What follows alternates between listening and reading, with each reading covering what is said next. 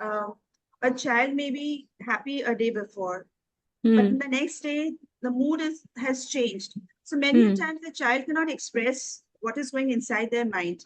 But Correct. we as an adult, we as a Hmm. parent, at times I feel that by seeing the face of a child, we can figure out what can be the reason for the change Hmm. in her or his mood.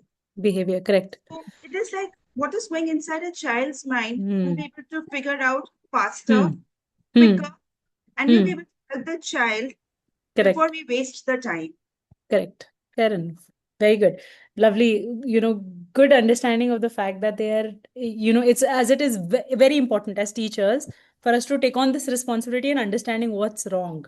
Right. And so if we are able to understand the base of it and figure it out better, it will make our process obviously easier and it will make it more effective in all. Very, yes, very rightly put. Right. So, Ankita ma'am saying sometimes they behave differently. So, why are they behaving that way? To know that is why child psychology is important. Great. Thank you. I'm glad that, everybody is, as a teacher, we take this responsibility so well. And so it's very important that we, try to understand. Sadhya ma'am, do you also want to add anything?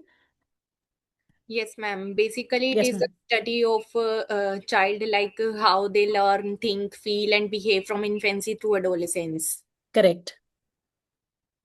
So that is what child psychology is. Yes, very rightly put. Great. So, Vidhi, we can go to the next slide.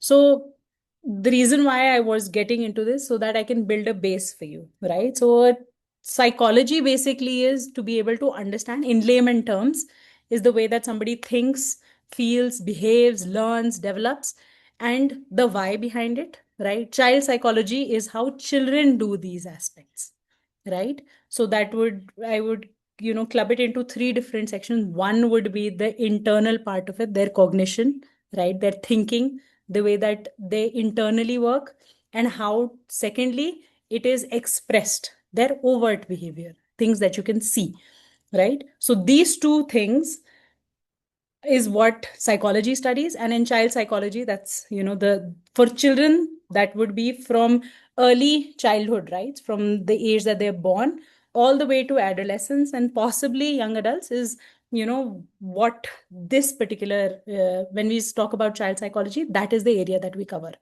right? And in child psychology, we try to understand the way that they children especially learn and process information, any input that they get, how their emotions, how the emotions are developed, and secondly, how they express it, right? So firstly, how their body in itself, right, their mind in itself functions and trying to understand emotions, and then secondly, how do they express it to the outside world, their social relationships, right? Then the challenges, the conflicts that come along with it, all of this comes under child psychology, right?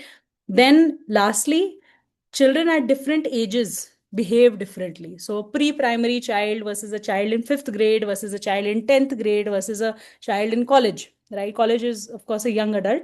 But throughout this lifespan, you will understand children are expressing themselves differently, right? They are behaving differently. So, child psychology, this particular term tries to understand this in all these different ages, right? Vidhi, we can go to the next slide. So that is what a child psychologist learns, right? Now,